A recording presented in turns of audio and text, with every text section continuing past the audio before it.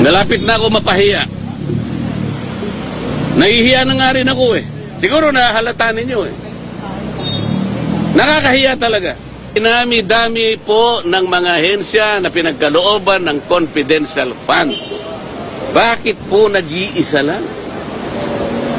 Bakit po paikot-ikot kayo sa nag-iisang ahensya? Wala na po ba kayong pakialam doon sa iba? Anong klaseng gawain ito? Paano tayo makakagawa ng isang matibay, ng isang katanggap-tanggap na investigasyon? Kung sa dinabi-dami ng mga ensyang nabigyan ng ganong klaseng pondo, isa lang ang tutugisin mo. Kaya nila ginagawa ito para sa impeachment. Isa sa paraan, baka sakaling makakuha siya. Hindi po ganun nga eh. Baligtad po ang nangyari eh. Hindi po kayo ang gagawa niyan. COA po, kung yun ang ating objective. Bakit isa lang inimbestigan natin? Ilang opisina ba ang merong confidential fund sa palagay nyo? May idea ba kayo? NGAs na lang, National Government Agencies. Ilan ba karami ang National Government Agencies? Palagay mo na lang 500. Okay? At yung kalahati nun, binigyan ng confidential fund. Di 250 yun. LGUs, sila ng LGUs. Mga mayors and gobernador. Palagay mo lang 1,000. Kalahati nun, 500. O di 750 na yun. What about the GOCCs? Government-owned and controlled corporations. Mga 300 yan. Kalahati na lang. 150. O palagay mo lang 1,000 na lang ang nabigyan na ahensya ng gobyerno. Bakit?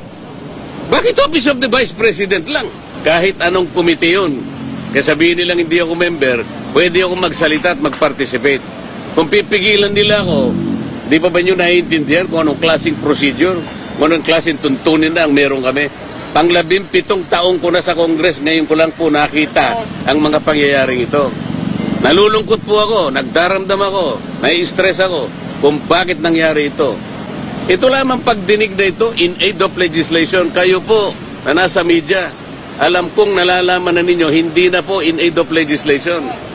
Kung totoo po na isinasaalang-alang namin yung paggasta at kailangan po natin busisiin, tama naman po yun. Lahat tayo katungkulan nating maging transparent, maging accountable.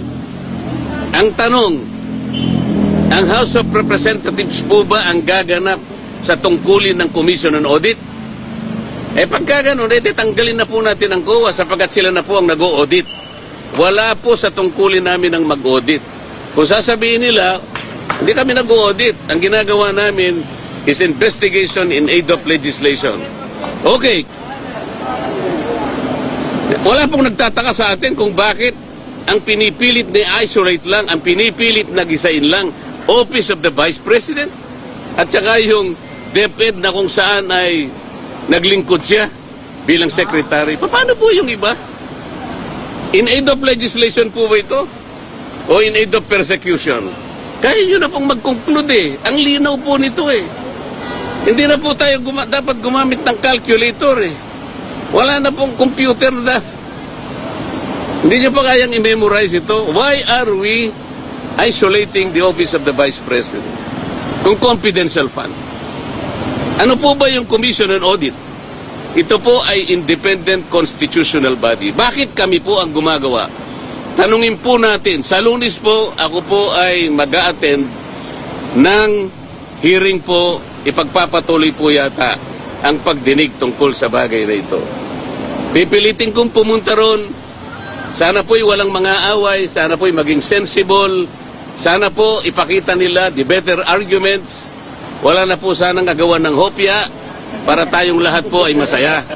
Para lahat makinabang po ang taong bayan. Ibig ko sabihin, sensible questioning, sensible arguments, wala na po kasi yung quality of debates eh. Wala na po eh. Noon po, yung unang pasok ko sa Congress, napaka-maingat namin kasi pag-address sa bawat isa sa amin. The Honorable Gentleman from Bohol, mga ganun kami. The Distinguished Congresswoman from Leyte. Ngayon po hindi. Duduruin ka pa eh. Sabi pa ng isa. Sasamahan pa yung panlalaki ng mata eh. Are you rebuking this committee? Nakakita po kayo ng gano'n? Nakakita na po kayo ng ganon. Ngayon ko lang po nakita, ewan ko po sa inyo, sa dami po ninyo, kung hindi po nyo nakikita ang nangyayari. Hindi po namin trabaho ang mag-audit. Yun pong audit observation memo o kaya notice of disallowance. By their very nature, ito po'y confidential. Confidential po eh. Bakit po ang House of Representatives kukunin nila po yung mga dokumento at sila mismo ang gagawa ng gawain ng COA? Ang ibig bang sabihin, gagawa po ba sila ng batas para i-abolish na po ang COA? Hindi po nila magagawa yun. Para ma-abolish mo ang COA, i-amend mo yung saligang batas. Nakakaintindihan po tayo?